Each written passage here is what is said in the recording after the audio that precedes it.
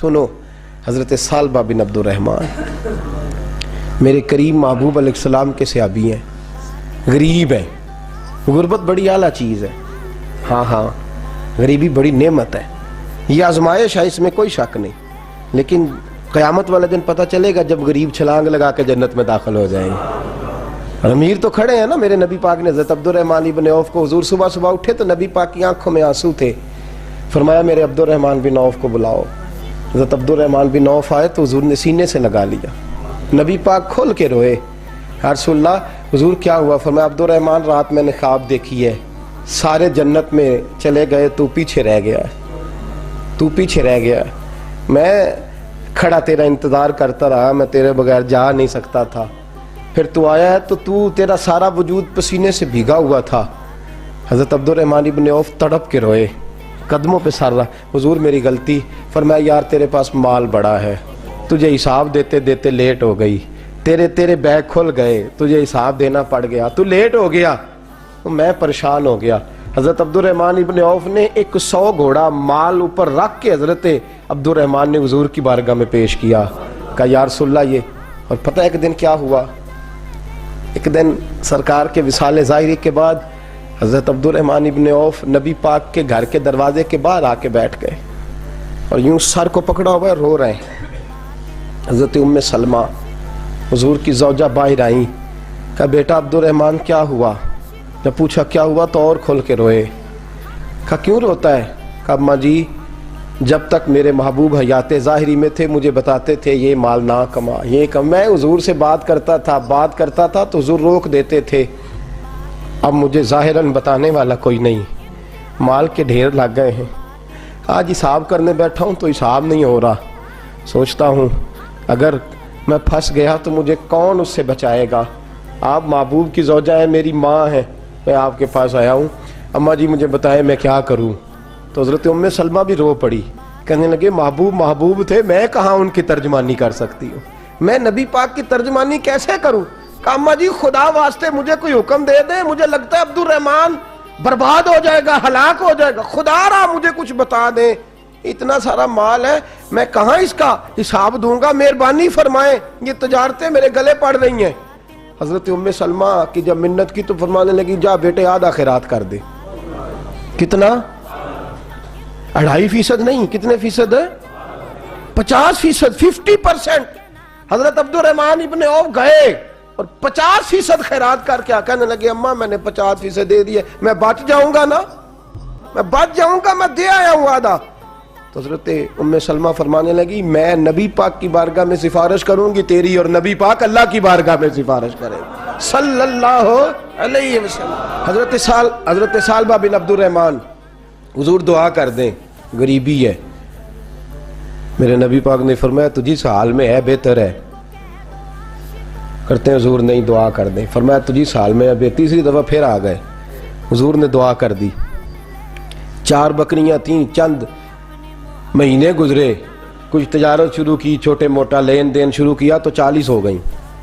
کچھ وقت اور گزرا تو ریوڑ بن گیا، پھر گائیں بھی آ گئیں، پھر اونٹ بھی آ گئے، پھر لائنیں لگ گئی. پھر ہر وقت حضور کے قریب بیٹھنے کو دل کرتا تھا. اب لین دین کے معاملات تھے، اب ذرا طبیعت تھوڑی پیچھے ہٹنے لگی، تھوڑا دل پیچھے ہٹنے لگا.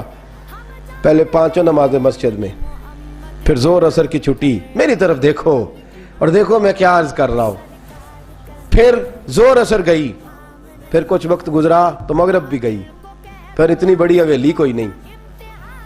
پھر باہر جا کے مدینے سے ڈیرا لگا لیا، جمعے کے جمعے آتے. زکوٰۃ کا حکم آ گیا 2 ہجری میں. حضرت ابو ہریرہ رضی اللہ تعالیٰ عنہ امیر زکوٰۃ مقرر ہوئے. 5 اونٹوں پر 1 بکری، یہ زکوٰۃ ٹھہری. اب جب گئے نا اونٹ گنے اور بکریاں گننے لگے، اوہو 1 کروڑ پہ 2.5 لاکھ کس نے دیا تھا؟ دعا کس نے فرمائی؟ اوہو اتنا، میرے پیسے بینک سے میسج آ جائے گا اتنے کم ہو گئے، اوہو بڑی مصیبت بنے گی. میرے تو خوشی ہوتی ہے جب آتے ہیں تو یہ اب یہ والا میسج بھی چلے گا کہ اتنے مائنس ہو گئے. توبہ توبہ، پریشانی لگ گئی، بڑی طبیعت. انکار نہیں کیا، کہنے لگے حضور سے جا کے عرض کرنا میں خود آؤں گا، اور جہاں محبوبیت ہو وہاں اتنے لفظ بھی بے ادبی ہیں. وہاں ٹھہر جاؤ، سوچتا ہوں، سمجھتا ہوں، غور کرتا ہوں، یہ جملے بھی وہاں توہین ہوتے ہیں۔ محبوب ہو اور وہاں انسان سوچ سمجھ کی بات کرے، وہاں انسان، بابا بلے شاہ صاحب نے کہا عقل آخ دی چگے نو سام کے رکھ، عشق آخ دے بال کے سیکنا چاہیے دائے۔ کہا جا کے کہنا میں آؤں گا۔ سب کی زکوٰۃ لے آئے، در رسول پہ آئے، حضور نے فرمایا پہلے سالبہ کی بات بتاؤ، پتہ تھا نا پہلے سال، حضور اس نے کہا تھا میں آؤں گا۔ حضرت ابو ہریرہ کہتے ہیں نبی پاک نے ٹھنڈی آہ بھری، آہ ٹھنڈی، فرمایا ہلاک ہو گیا۔ اس کو کہا تھا نہ اس چکر میں پڑ، ہلاک ہو گیا، ہلاک۔ حضرت ابو ہریرہ فرماتے ہیں دو باریک باریک آنسوؤں کے قطرے بھی میں نے محبوب کی آنکھوں میں دیکھے۔ اپنا ہے نا تو دکھ ہوا، یار میرا اپنا تھا، ہلاک ہی ہو گیا ہے، کدھر چلا گیا ہے۔ ان کو بھی بعد میں خیال آیا، او ہو میں تو غریب تھا، یہ آیا کدھر سے تھا، میں تو غلامی رسول میں آتا گیا تو رب میری عزتیں بڑھاتا گیا، یہ میں کس چکر میں پڑ گیا۔ آئے لائنیں بکریوں کی لائے، حاضر کی، حضور وہ میں نے کہا تھا حضرت ابو ہریرہ سے میں خود آؤں گا، حضور میں خود لایا ہوں۔ فرمایا محبوب نے مجھے تو نہ بتا، میں تو سمجھتا ہوں، میں نے کہا تھا تو میں آ گیا ہوں۔ فرمایا چل اٹھا، دوڑ جا، لے جا۔ حضرت ابو ہریرہ فرماتے ہیں انکار محبوب نے سالبہ کو کیا، لیکن آنسو ابو بکر صدیق کے بھی نکل گئے۔ فرماتے ہیں درد عثمان غنی کو بھی ہونے لگا، تڑپ مولا علی بھی گئے۔ فرمایا جا لے جا، نہیں چاہیے تیرے پیسے۔ فرماتے ہیں سالبہ نے ہاتھ باندھے، کہا محبوبہ غلطی ہو گئی، حضور مجھے، فرمایا تجھے کہا نا تیرے نہیں چاہیے، نکل جا۔ حضرت ابو ہریرہ فرماتے ہیں جب نبی پاک نے رخ پھیرا تو صحابہ کی زبانوں پہ بھی جاری ہو گیا یہ تو ہلاک ہو گیا۔ کہتے ہیں مدینے میں قحط پڑ گیا، محبوب نے فرمایا بلال تو بھی آج لا، ایک خشک چھوارا حضرت بلال کا قبول ہو گیا، لیکن سالبہ لائنیں لگیں یا مال کی، فرمایا جا لے جا تیرا قبول نہیں ہے۔ فرماتے ہیں تڑپتے رہے ساری زندگی اور مال کو دیکھ دیکھ کے آہیں بھرتے رہے، لیکن کریم نے اس تجارت کو قبول۔ حضرت ابو بکر صدیق کے پاس آئے، سرکار کے وصال، حضور قبول فرما لیں۔ فرمایا ساری دنیا کا قبول ہے، جس کا میرے نبی نے قبول نہیں فرمایا میں کیسے قبول کر لوں۔ حضرت عمر فاروق کے پاس آئے، فرمایا نہ تیرا قبول نہیں۔ حضرت عثمان کے زمانے میں وصال ہو گیا۔ عزیز یاد رکھ، تجارت وہ والی کر جو تجھے نجات دے، اس چکر میں نہ پڑ جا جو تجھے الجھا دے، جو تجھے الجھا دے۔ قرآن مجید کی آیت آئی اقترب للناس حسابہم وہم فی غفلۃ معرضون، لوگوں کا حساب قریب آ گیا ہے اور وہ ابھی بھی غفلت میں پڑے ہیں، ابھی بھی 2 کے 4 اور 4 کے 10 کر رہے ہیں، حساب کا وقت قریب آ گیا۔ حضرت انس آئے مسجد سے، ایک صحابی مکان بنا رہے تھے، جھونپڑی تعمیر کر رہے تھے۔ حضرت انس کو پریشان دیکھا، کہنے لگے انس خیر تو ہے، کوئی نئی آیت تو نہیں آئی؟ تو جناب انس کہنے لگے آیت تو آ گئی ہے، رب نے کہہ دیا ہے کہ حساب قریب آ گیا، تیاری کر لو۔ جھونپڑی بنا رہے ہیں، محل نہیں، جھونپڑی بنا رہے تھے، ابھی دیوار کچی مکمل نہیں ہوئی تھی، ہاتھ جھاڑ دیے صحابی نے، ادھر رخ پھیرا تو حضرت انس کہنے لگے کہاں جا رہے ہو؟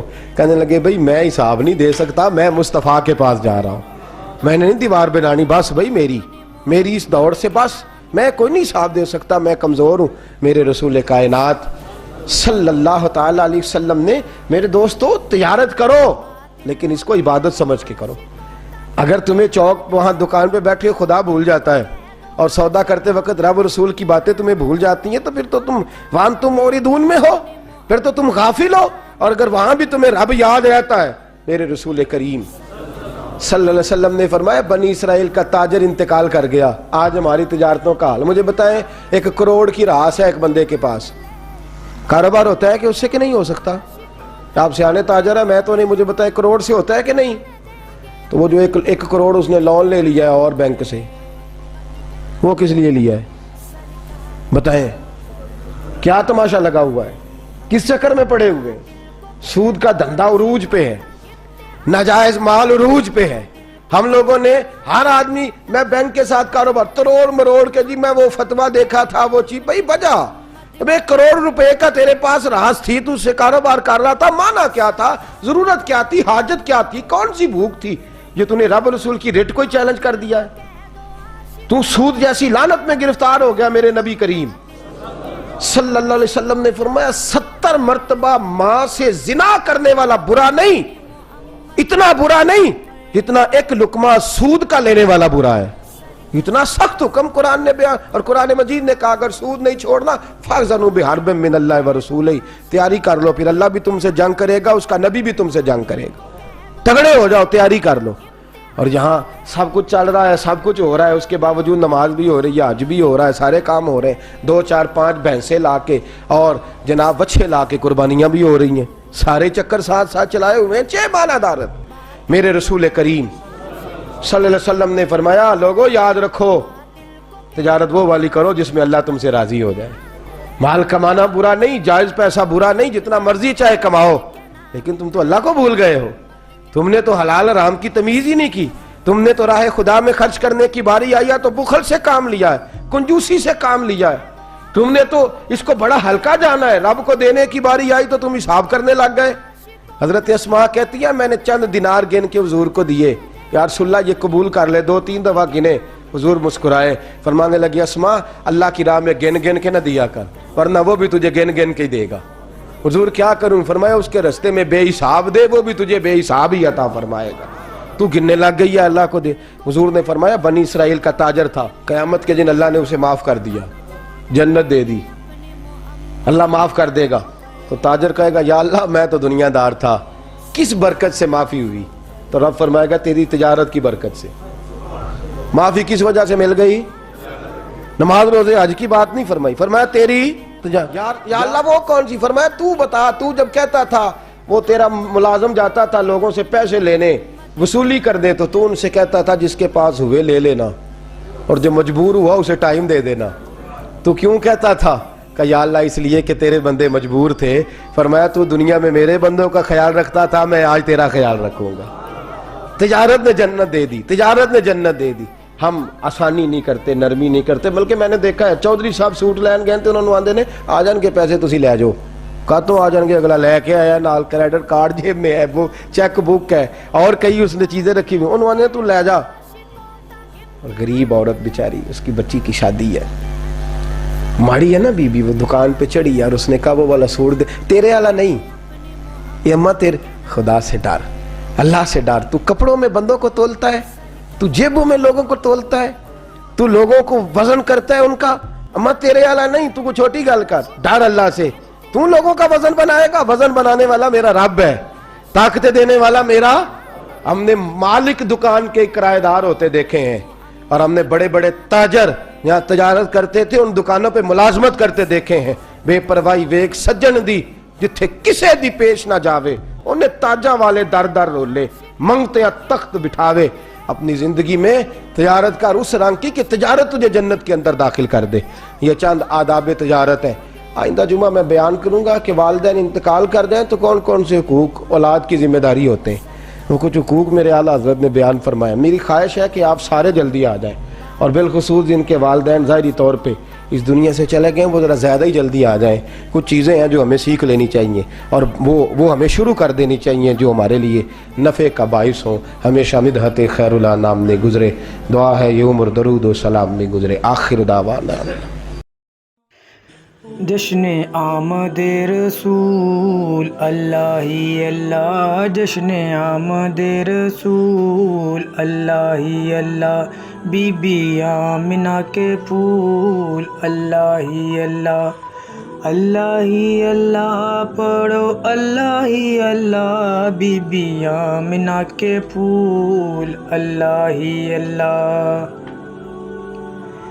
جب کہ سرکار تشریف لانے لگے، حور و غلماں بھی خوشیاں منانے لگے، ہر طرف نور کی روشنی چھا گئی، مصطفیٰ کیا ملے زندگی مل گئی، ہے علیمہ تیری گود میں آ گئے، دونوں عالم کے رسول اللہ ہی اللہ، دونوں عالم کے رسول اللہ ہی اللہ، بی بی آمنہ کے پھول اللہ ہی اللہ۔